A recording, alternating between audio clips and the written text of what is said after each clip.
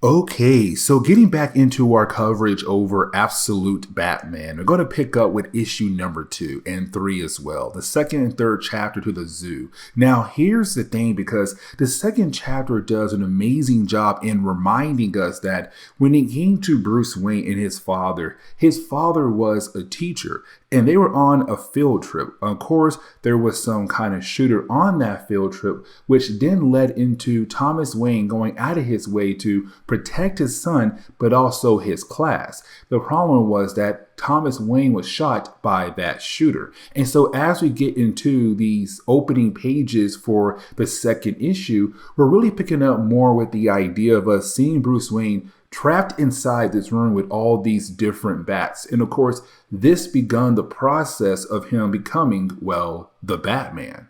But as we transition into the present day, we're really picking up more of us seeing Alfred right now watching over Bruce Wayne being Batman as he fights against the party animals. Now remember, the party animals are this organization that just came into Gotham City. And ever since they did, crime has gone up a lot. Now, when it comes to Alfred, he is a special agent for the MI6. So he was assigned to watch over Batman, to watch over the party animals as a way to collect information about both parties. Now, when it comes to him watching over Bruce Wayne being Batman, he's kind of like, okay, every single time I believe that the party animals are going to be able to push Batman into a certain corner and possibly bring him down, he shows me that this man is almost ready for any type of situations, that he's technically able to rebound and continue on to fight against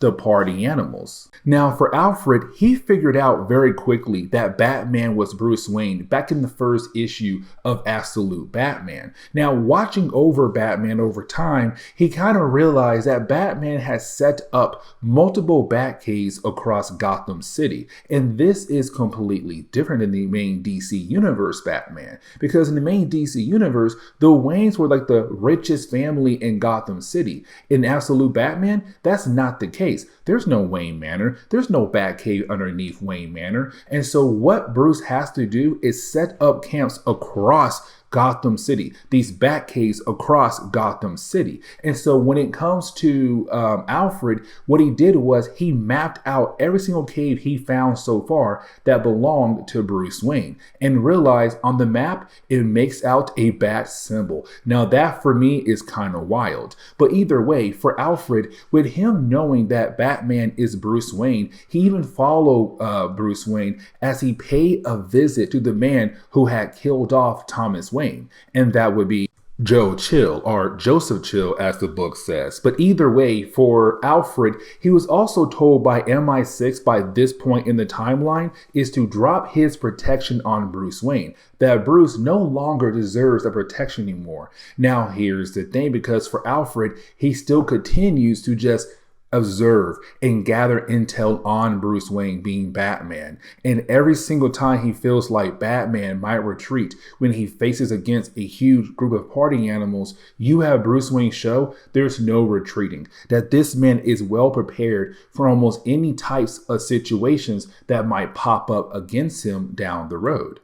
But now we transition over to Jim Gordon and also Barbara Gordon. Now in this reality, things are a tad bit different here because for Jim, he is the mayor of Gotham City. And for Barbara, she is a cop. Now, when it comes to Bullock, he is his right-hand man. Now, when it came to Jim in the last issue, the first issue, we had saw him get shot by one of the party animals. Now, luckily, he was saved by Batman, being, Batman, and showing us how brutal this Batman is in this reality. But with all that being said, when it comes to Jim Gordon, we also learn here that, he has a strong relationship with Martha Wayne, the mother to Bruce Wayne, because in this reality, she's still alive. Now, once you do have Barbara leave and also Bullock leave, you kind of have Jim ask Martha, how is Bruce Wayne? And kind of give us an insight of what exactly happened to Bruce right after his father was shot and killed at the zoo.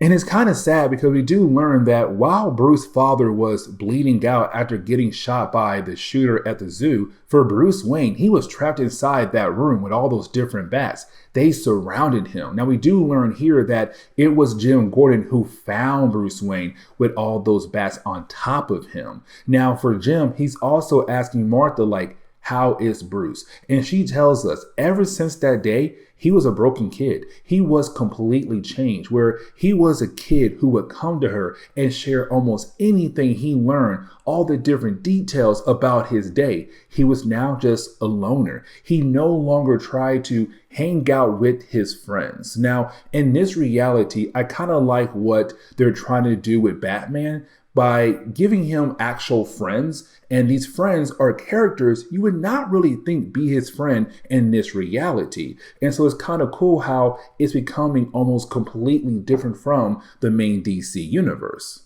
Now, this is Bruce being able to collect intel about the party animals by using his friends, because his friends, they all have different hobbies or different positions out there in Gotham City. Like, for example, when it comes to Bruce Wayne, he does pull out one of the masks that does belong to the party animals. Now, of course, this mask has a lot of high-tech gear in there. Edward, better known as the Riddler in the old reality, he knows about the tech. He's kind of like, man, this is amazing. He's then able to explain things over to Bruce Wayne about the tech. And he does not stop there, because he also has Harvey Dent. Harvey Dent is a district attorney.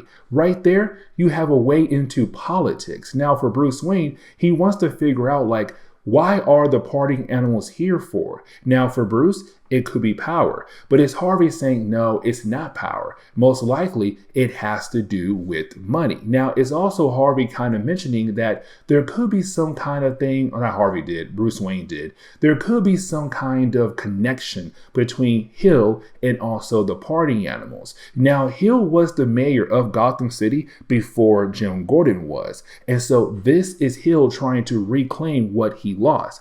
And you have Harvey Dent tell Bruce, like, what I've been hearing right now is that right now, Mayor Hill been holding on to something very important, this golden chest, something he cares for so much that could possibly help him down the road. And so for Bruce Wayne, he wants to look into that and figure out what is the mayor currently holding on to.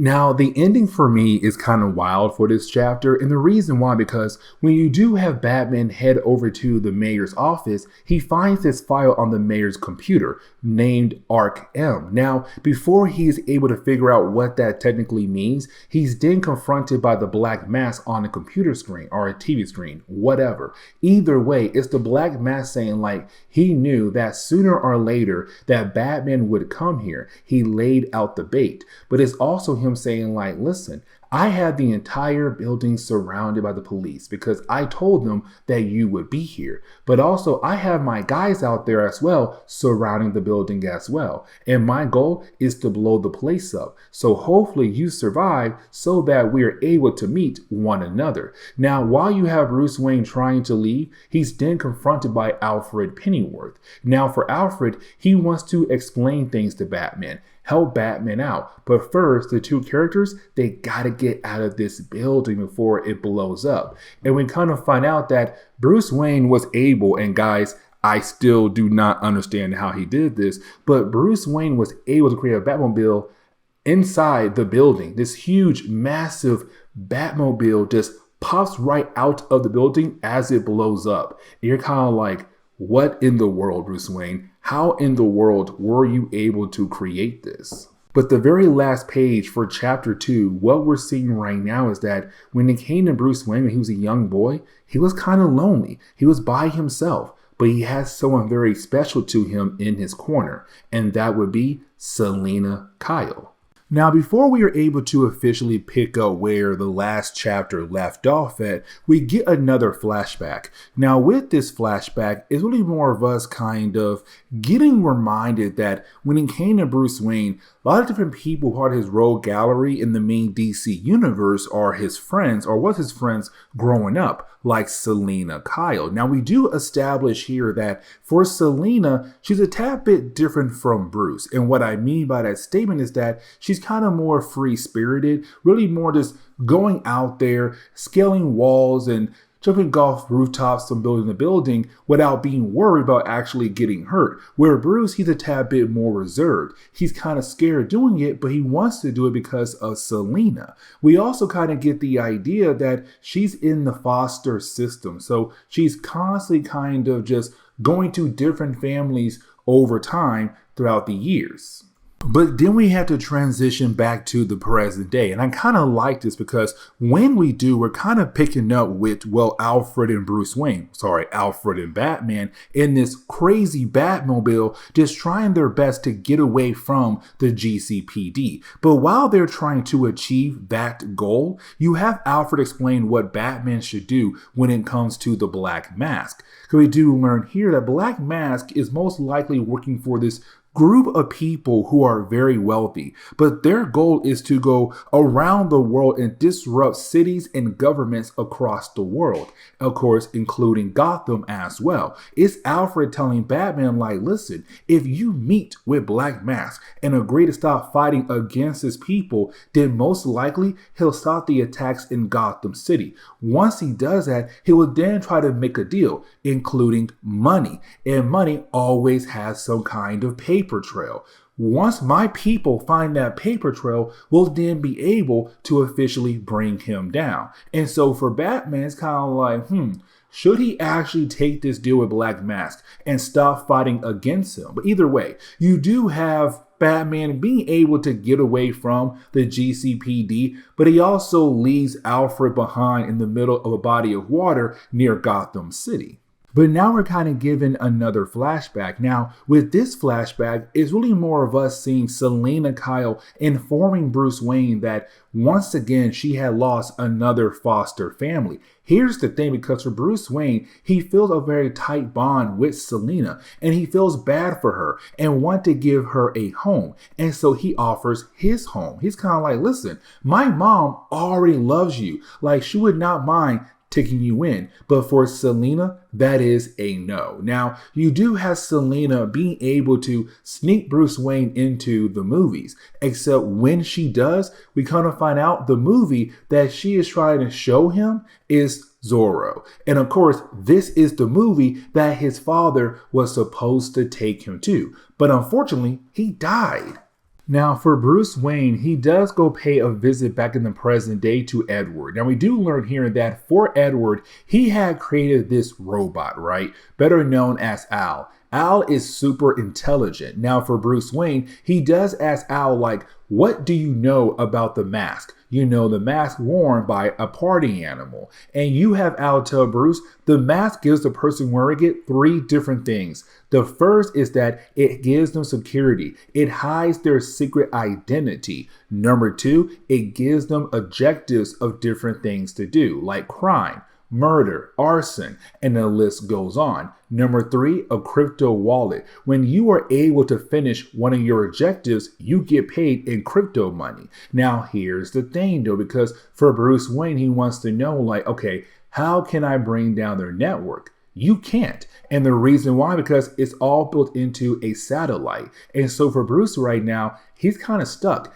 And the thing is, I was telling him as this super intelligent robot, like, you really can't do anything at all. Their network is pretty strong and hard to bring down. But while you have Bruce Wayne with Edward, he gets a call from Harvey Dent. Now, this is Harvey informing Bruce Wayne that he was able to look into the Arc-M file, better known as Arc-M funding. Now, for Harvey, he learns here that apparently the funding is coming from a company known as JK Holdings. Here's the catch though, because this company is well known for building prisons, private secure prisons across the globe. And this company is getting a lot of funding from other big kind of corporations across the world. And that right there does not seem good for Gotham City. What kind of prison they're trying to build in Gotham? Now, while that is going on, you do have Bullock, who is commissioner of Gotham City, to go meet up with, well,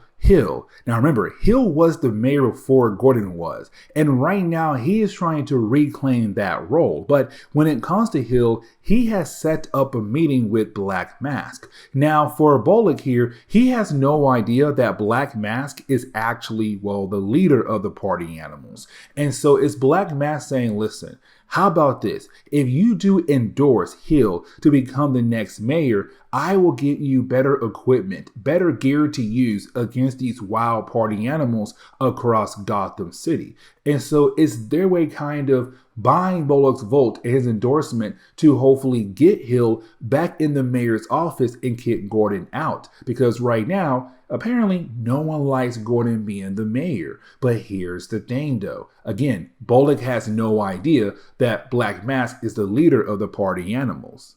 But as we jump back to the flashback one more time, we're picking up with Selina Kyle telling Bruce, like, you have all these different talents that you are basically locking away. You need to let those talents go because you are made for greatness down the road. And so we're kind of allowed to believe here that it was Selina who kind of pushed Bruce in a direction of becoming Batman down the road when he was a young boy. But the reason why she brought him here is to get him out of the house because you didn't have the rest of their group up here to spend time with one another. What Bruce needed because, hey, this takes place shortly after his father died. Now, back in the present day is Bruce Wayne meeting up with, well, Martha. Now, this is Bruce Wayne telling Martha that she should lay low. And the reason why, because he just found out that she'll become deputy mayor while Jim is out at the moment. And so she wants to be out there helping Jim reach his goals for this city. She believes in what he is trying to achieve for this city. But for Bruce Wayne, he's kind of like you're putting a target on your back. Sooner or later, they'll come after you, and I cannot allow that. Now, for Martha, she's kind of like, listen, boy, you ain't going to stop me. But at the same time, like, you have to understand what me and Jim, are trying to achieve here for Gotham City. And so to close on the ending of this storyline, we're now picking up with Hill on live television telling Gotham City that he now has the backing of the GCPD, that Commissioner Bullock is now going to endorse Hill to help Hill get back into the mayor's office once again because Gordon has supposedly failed this city. Now, while that is happening, you also have Black Mask on a call with Bruce Wayne. With this call, it's Black Mask saying, step down for 1 week and I'll give you $2 million. And think about this, with the $2 million, think about the equipment that you could use out there as Batman to truly help out this city. And so for Bruce Wayne, at first, he thinks about it and then he says, yes, I will accept your offer.